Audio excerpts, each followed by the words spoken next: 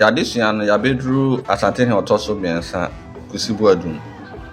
bedi ade no na wanyini kakra na edu bebe na ni kura ha no na asante pe hu se na niam nkoyi ntomutu na ade so omutu na ade so no ne nua ba kuafiri ya no ye sante hema no ne baba ma ose kwaju na edi bedi ade edo se kwaju ba ye no oye so betoa de ose tutu na okoko are di kan ye no so nti okuntoka ye ema siriosi gina ewi gina ekuntoka ne tino otu ne din sa ne mrane ose kwaju okun awia na otimeko ede wasa ene banda ebeka asante ho eno achi no na gomba fosusu nya ntokwa okokon ye ena ode dagomba ebeka asante ho na dagomba ebeka asante ho no esanya susanso bi asante so ede nkremoso ba asante mu na ebra ede nkremofo ba asante mu no omo sha ase tro ne mesi wa ahemfi nyina no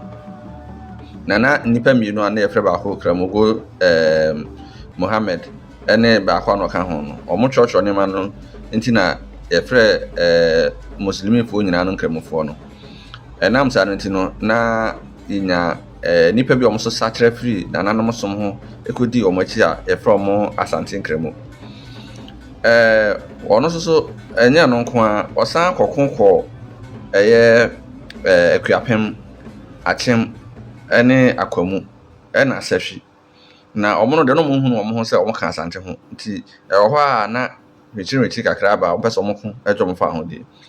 nti asa na obewu no na omo nka ho se de ebi mo ba ya omo gi omo hutum se omo ya asante fo prekope no eno achi no oye na adwen se na abre so no onye ne se achiame adwa no ye be ne se adidi ade a de efie bi mo nko a oye se ohwe no bia no ate no betia adwuma no afa na ka ho eno achi no obobo enkonya bi ba asante hene mba ebi ne se obo chidom hene obo achempem hene ena obo anmakon hene ane no asante hene mba ne bi di sa nkonya no ena osan ye se ahemfu bi ohonum na se omadwuma so ani ene obi bitia adwuma na ode nba betena so nti ema ahemfu anu mate ada no hu se o se omo ema omo men so no mo ye omadwuma ye sa ebeje from nsem we anu firi honum a osan appoint ambassadors wodi bi moko as far as Oyo ene Dahomey wo sabre beni ene ho konba enu achi no ofa boache ewua se oye onye asantefo ambassador enko Dutch quarters eye otubro hum osan fa ankra so me asantefo ambassador enko English Jamestown ofa ankansa so onye ambassador enko Danish Christianborg Castle aye osu no ena ohwe abakosimu a by the year 1816 no na Kwame Butuakwa ena no regional commissioner of Fante ana bia no otene ya abradun kwa ena na Kwadwo Sechi so no nso district commissioner na DC Cape Coast ena na Kwadwo Ampon Baki so district commissioner ma Elnina was an embassy foforo wo yendi ana embassy no nipa otwa to oda no na efre no achempontia ano no ayi kumase nkwantana so hene kwate nkwantana hene ose Kwadwo esoso make sure say asante benya enkabomu nanso ebra obewu no obo opokoko amidin se nka yemfa ni na de nanso entisa efri se ose Kwadwo abreso no na edi kan de sante hema betena kumase kopim so ose Kwadwo be asante hene nanka asante hema edi ne hema no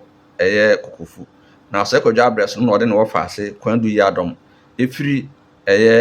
kokofu ebetena kumase ena ode nima bebre ehye ne nsa se ono kontokwa na ne wo faase kwandu yi adom no so ehye nima yi ewofie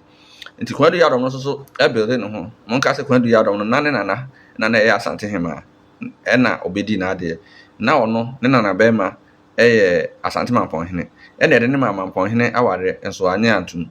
nti obedi hema no na oyo bi a wayes babema opeso make sure say ne opere beba nti ebra ne ofa ose Kwadwo wuye no okonya make sure say ono ane ba panyini ose Kwadwo ne bedi na ade tena say ehun sese ose Kwadwo abreso no yetime de dagomba yetime de banda wasa sahwi achem akuapem akwamu ne nyinaa ba bɛhyɛ asante mu nti da a ɛsɛ no ɛbɛtoa so.